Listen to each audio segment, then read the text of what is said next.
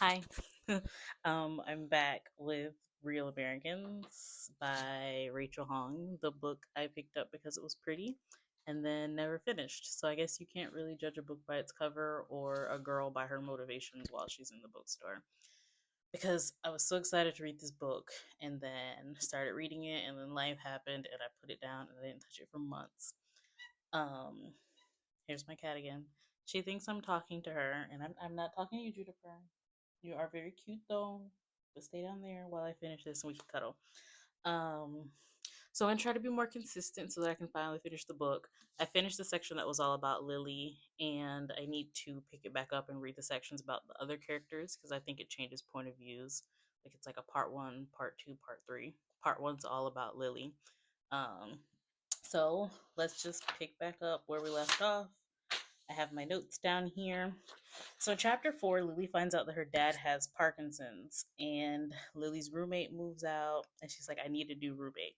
And this is like 1999, 2000s esque era. So, she goes on Craigslist, which, big no no, do not look for people on Craigslist. I've heard some horror stories, and I have heard some good stories, but like, it's hard to vet people through what is essentially an online newsletter. So she puts out an ad on Craigslist. Um, and then it kind of moves on from that. I don't think she gets a roommate from it, at least not that I recall in these next couple of chapters. And she graduates college with no accolades, and she feels bad because her parents are like these geneticists. I think they're scientists, and they are doing really like important work. And she's just like, I want to be a journalist, and I just kind of barely graduated school being a journalist. Like no magna cum laude, no ribbons, no flares, no nothing. She just has her degree, which honestly, a degree is better than nothing, in my opinion. And I think a lot of the times, those accolades aren't necessarily anything that you can necessarily put on a resume to get you a job. You just need to be like a good person. Not necessarily a good person, but a good interviewer to get through most of those processes. Because if you can get the interview person to like you, then I feel like that's a lot easier. That's how I feel like I get my jobs. By being somewhat entertaining and cordial during an interview while still answering the questions. But I guess back to the story. And after Lily graduates, Lily's mom reminisces. So this kind of digs into Lily's not feeling good enough because her mom's like, "You were such a bright child and you were so brilliant." All like past tense. Like, look at you just barely graduating college, but like glad you graduated college, but also you could have done better. Um, Lily is Asian American, but more Americanized than most. I'm not gonna say most because I'm not Asian American, so I can't talk, but I'm speaking from experience with my friends that are Asian, whose parents still instill the culture in them. Lily is basically American. Her parents tried to make sure she only knew American things so she would fit in, so she doesn't know a lot of her background. But it kind of spirals from there after Lily's mom talks about how brilliant she was. You find out Lily's having money problem. She literally has no idea what she's going to do post graduation. The job that she works is an internship, so she's not getting paid for what she does. And after the last date she had with Matthew, she decided to ghost him, which very rude. And I didn't know they were doing that back then. But he like calls her and calls her and calls her, and she never answers. I guess because she just feels bad about her life. And then eventually he stops calling, and she's like, "Well, I guess that's over." Um, while she's kind of spiraling, going through her like no income time, she walks through West Village hoping to see Matthew. Very confusing, very toxic because she's back and forth. Like, I'm not going to answer when you call, but I hope I see you on the street. And while she's doing that, she realizes there's like a Pilates class happening, and Pilates isn't something that's popular back then. I don't think the way it's popular now. And she's not too sure what it is. So she stands across the street and she watches them do all these movements. And everyone's dressed all prim and proper, and everyone's white. And she's just like really fascinated by this. But then she sees, hey, I think she sees two white oh wait she saw two Asian women in the back of the class, and she's like, I'm gonna take the class. Screw it, I don't have any income, but I'm gonna take the class. I'm gonna pay for like a day pass, and I'm gonna go take the class. um and while she's standing there in her baggy kind of like ratty clothes, like the ones you wear when you're just lazing about the house, the ones you're not planning to see people in, is what she's wearing to the class. And if you've ever been to a Pilates class or any class where it's like expensive to take, everyone in there is usually dressed really well. All their stuff matches. It's tight, it's form fitting, it's got cutouts. So Lily really stands out amongst all these people in their cute, tight tank tops and their tight pants, and her essentially like oversized shirt and baggy basketball shorts. So she feels a little bit out of place, but she does befriend the two Asian girls, Hong and Teresa. And she notices how different she is from the two girls because, like, Lily's always watching, always comparing herself. And I can kind of relate to that because I feel like I'm always watching people trying to understand other people's lives. And I think I get that from watching a lot of TV, because like my way of being empathetic or sympathetic or however you want to describe it is to watch as many people as possible and try to understand what's going on in their life and not get too wrapped up in my life. Um, to try to be more communal instead of individual.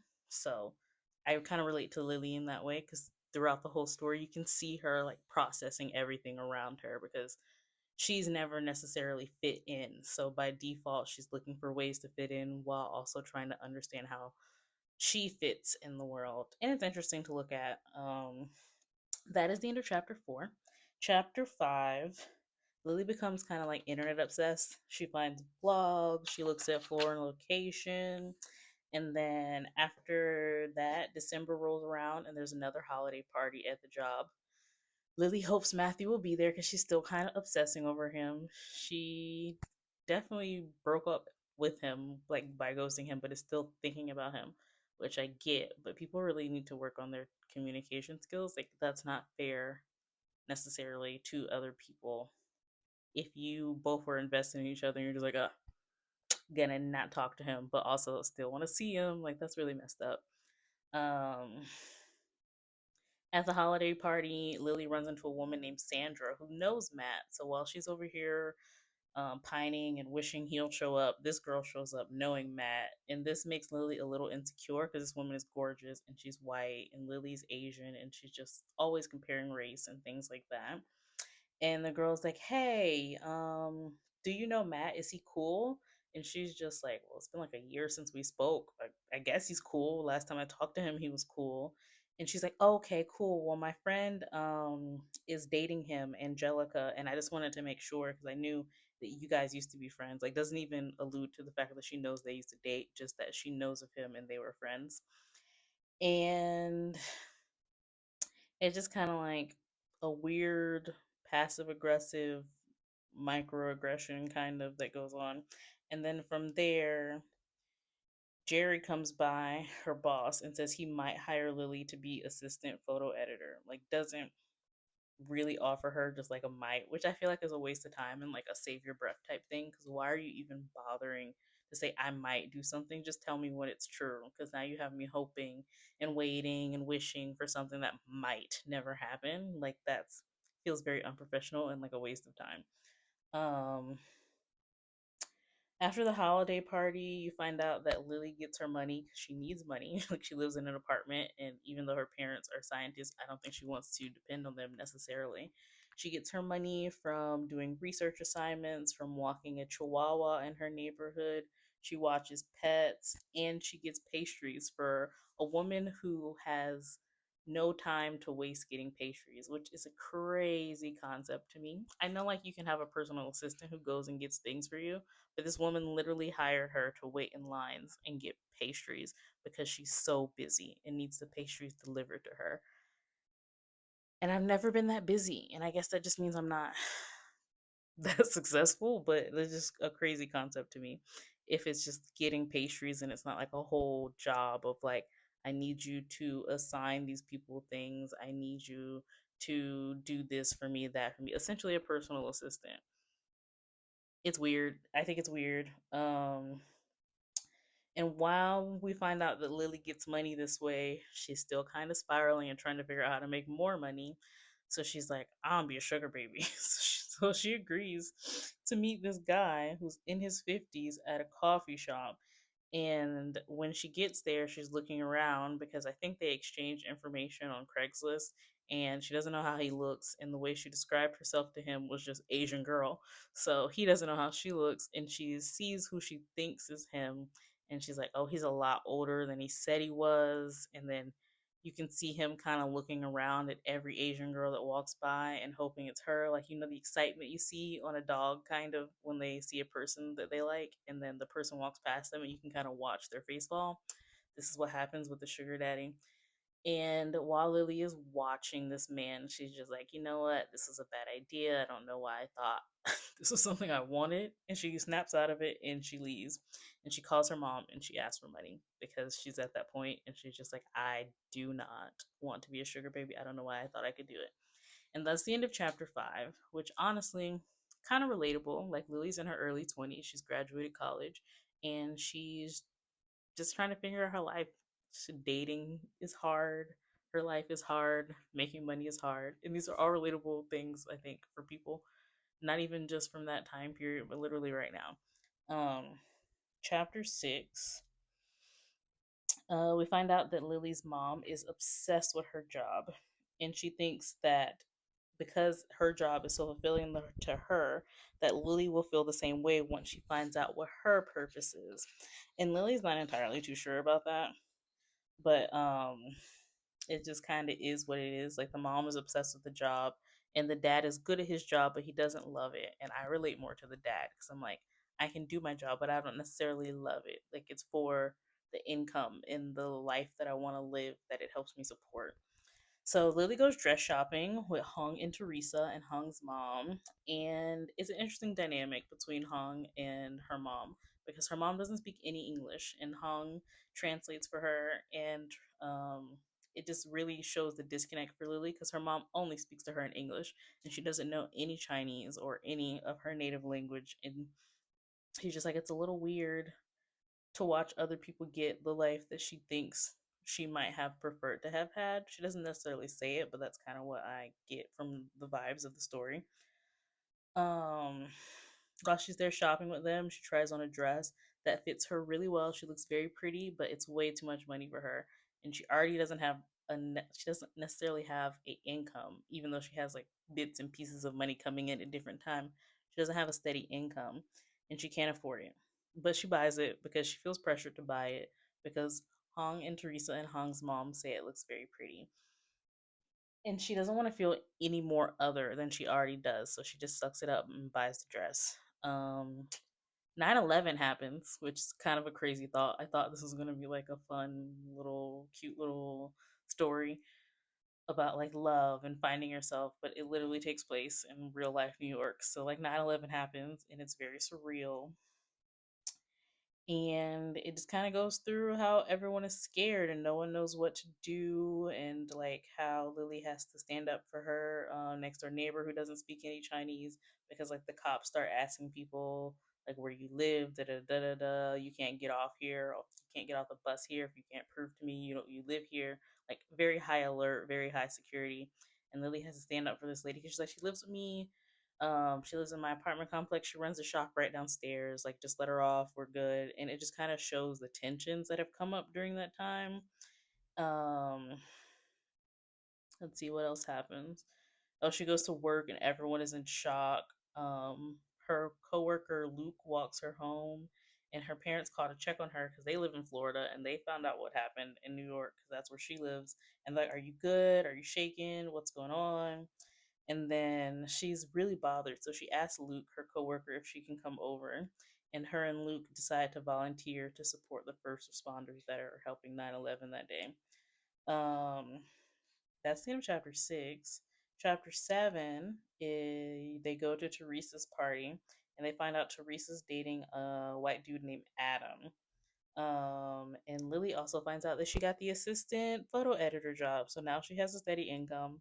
I don't know how much photo editors were making during that time, but it's a steady income, so it's better than nothing.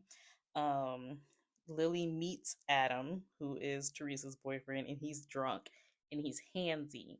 And not handsy in like the overly like overdoing it type of way, like when you meet a guy who can't take no and he's like pissed drunk and he's like touching you everywhere and like trying to get you to go somewhere with him. Like it's not like that. It's just like subtle touches that you know are inappropriate, but he can brush off if you ever bring it up, which is really evil. Almost like that's something he regularly does because he's just like, "Oh, you're pretty," da da da da da, but like not in a sexual way. But honestly, none of my friends' significant others have ever told me I'm pretty, and I would think that was weird if they did.